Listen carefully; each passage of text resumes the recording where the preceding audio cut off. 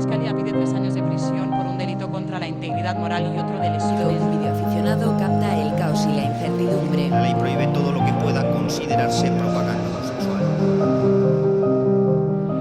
Odiar a alguien por el color de su piel, odiar a alguien por su orientación sexual, odiar a alguien por su religión, por ser discapacitado, porque duerme en cajeros, odiar a alguien porque no nos gusta cómo piensa o cómo viste. Y si se odia, se insulta y se agrede y hasta se mata, o mejor dicho, se asesina. Pero para que existan esos delitos del odio tiene que haber un discurso del odio, alguien que lo elabore y otros que se lo crean.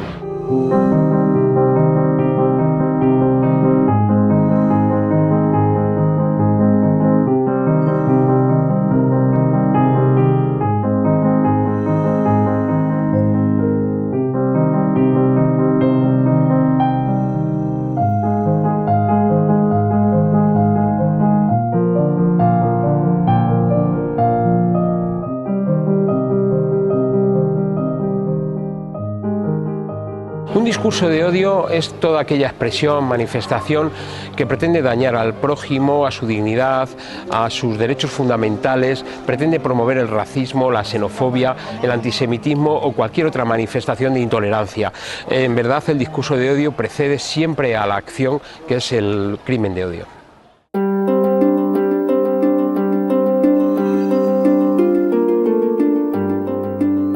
Los españoles vemos que el mercado laboral, sobre todo, pero también el acceso a la sanidad o la educación, bueno, pues nos creemos con más derecho que las personas extranjeras o que los inmigrantes a esos derechos. La discriminación afecta gravemente a la vida cotidiana de los gitanos, dado que tienen problemas para acceder a un puesto de trabajo, para acceder a un centro educativo, igualmente para utilizar cualquier bien o servicio, bien sea un gimnasio, una piscina, un restaurante. Realmente repercute en toda la vida, en el desarrollo de la vida con dignidad. La Europa tolerante se ha puesto en guardia ante el ascenso de los partidos de extrema derecha, que elaboran sus programas electorales en base al discurso del odio. Propuestas racistas, xenófobas, homófobas o de una marcada islamofobia. El gobierno español ha dado por fin cifras. En el 2003 se produjeron 1.172 delitos de odio, la mayoría 452 por orientación o identidad sexual. Otros 380 por racismo o xenofobia.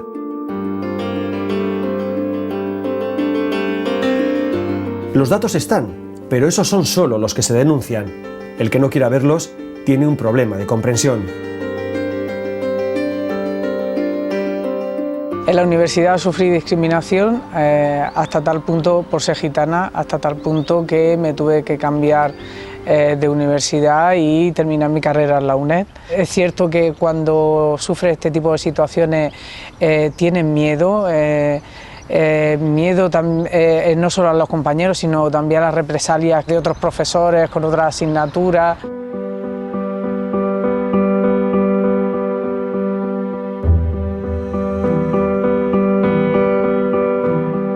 La homofobia es el delito de odio más extendido en nuestra sociedad. 452 casos el año pasado, según el Ministerio del Interior. Según una encuesta de la Agencia Europea de Derechos Humanos sobre homofobia, el 32% de los encuestados piensa que denunciar no servirá de nada. El 16% teme represalias e incluso hay un 15% a los que les da vergüenza denunciar porque no quieren que se conozca su identidad sexual. Sigue existiendo miedo porque hay temor a ser visibilizado como persona perteneciente al colectivo, también porque hay un escepticismo y un descreimiento sobre la utilidad de la denuncia, y también porque, y esto es lamentable, hay una cierta normalización de este tipo de violencia, lo cual efectivamente produce que no se denuncia como debe ser denunciado ese tipo de agresiones. Muchos ataques no se denuncian por temor a una reacción homófoba de la policía, que traten estas agresiones como simples peleas y no como delitos de odio. De hecho, no están tipificadas como tales en el Código Penal. La última memoria de la Fiscalía General ya advierte que este tipo de agresiones no están debidamente catalogadas.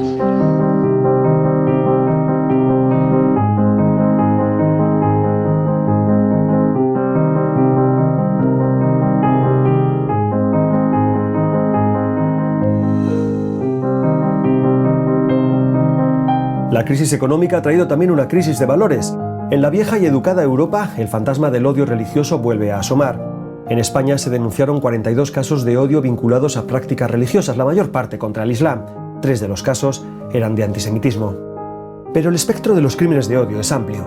El año pasado hubo en España 290 agresiones contra discapacitados, contra su patrimonio y contra su libertad sexual. Y volvieron a detectarse delitos de aporofobia contra indigentes o personas que duermen en la calle. Me pegaron una paliza durmiendo y no solamente la paliza en sí, sino de que cuando volví a mi lugar de origen, donde dormía, me había desaparecido todo. Las personas sin hogar son el colectivo más vulnerable porque están expuestas a la calle, expuestas a la mirada de todo el mundo. Además hay una criminalización muchas veces de las personas sin hogar, se les considera culpables de la situación que tienen a veces, no se les ayuda suficientemente, no hay una visión compasiva, sino que muchas veces incluso las ciudades les hostigan. Te sientes un fantasma, pasa la gente a tu alrededor, pero ni te mira ni te... al revés, te esquiva.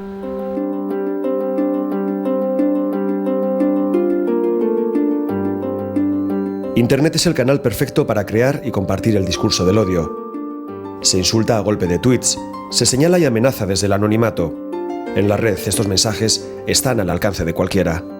Hay más de 1.500 páginas web, sites, espacios en redes sociales que fomentan el odio, la discriminación y la violencia contra el diferente y además están promoviendo las organizaciones y el asociacionismo ilícito en esta materia.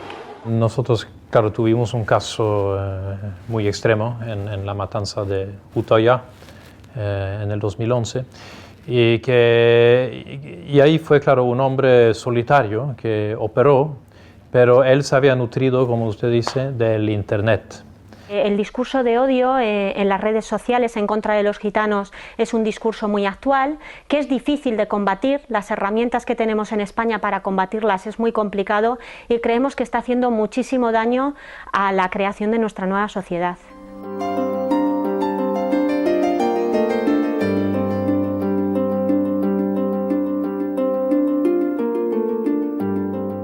La historia nos enseña que dejar pasar ciertos delitos como si fueran pequeños accidentes o anomalías pasajeras es un error.